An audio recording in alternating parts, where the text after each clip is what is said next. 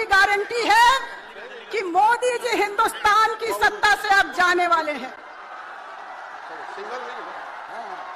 ये अब गारंटी है कि जुमलेबाजों की जुमलेबाजी अब खत्म होने वाली है। ये अब गारंटी है कि यहाँ के नौजवानों को 2 करोड़ रोजगार का सपना दिखाकर पकौड़ा बेचने की सलाह देने वाले जुमलेबाजों का अब राजनीतिक अंत सामने आ गया है। हम आज यहाँ बिहार की धरती पर हैं। आप याद कीजिए, नीतीश कुमार जब पहली बार मुख्यमंत्री बन रहे थे, विकास पुरुष का पूरा उनका बैनर, पूरा प्रचार चल रहा था। 17 वर्षों से 18 वर्षों से वो बिहार की सत्ता में है, विकास पुरुष है। लेकिन बिहार के विकास की सच्चाई क्या है? ये सच्चाई तब सामने आई जब बिहार में 17 महीने के लिए महागठबंधन की सरकार बनी, जिसको हमारी पार्टी ने बाहर से समर्थन किया।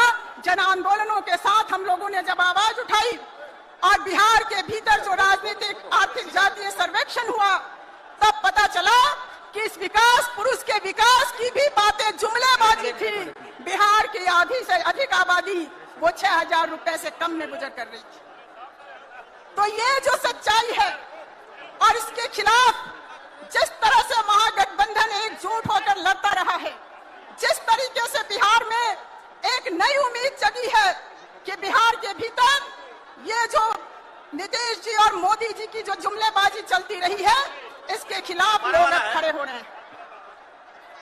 मोदी जी के राज में हम लोगों ने क्या देखा?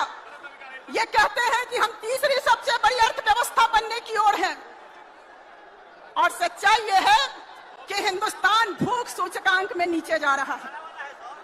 आधे से अधिक आबादी को भरपेट भोजन मिलने की स्थिति नहीं है। अंबानी और अडानी का खजाना जरूर भरता जा रहा है, लेकिन हमारे नौजवानों के पीठ पर बंधा हुआ बैग, जिसको लेकर वो हिंदुस्तान भर की चक्कर काटते रहते हैं एक रोजगार के लिए, उनकी संख्या में कमी नहीं हुई है। ये महिलाओं के सम्मान की बात करते रहे, और मोदी की राज में जिन महिला पहलवानों ने पूरे देश का सम्मान बढ़ाया, उन महिला पहलवानों के यौन उत्पीड़क को सजा देने की, गिरफ्तार करने की हिम्मत मोदी नहीं जुटा पाए। इनके राज में कहीं मणिपुर में औरतें नंगी होती रही, कहीं बीएचयू की छात्रा के साथ बलात्कार होता रहा, और ये महिला सम्मान की झूठी बात करते रहे। इनके राज में रसोई गैस की कीमत बढ़कर 1,000 रुपए पार कर गई, और ये महिलाओं के आंसू पोंछने की झूठी बात करते रहे। तो आज ये जो मेहनतकश महिलाएं हैं, जो स्कीम वर्कर्स हैं, उनकी कहीं से भी हम लोगों ने देखा कि जितना बजट इनका आया है, उन महिलाओं के लिए इस बजट में कुछ भी नहीं रहा है।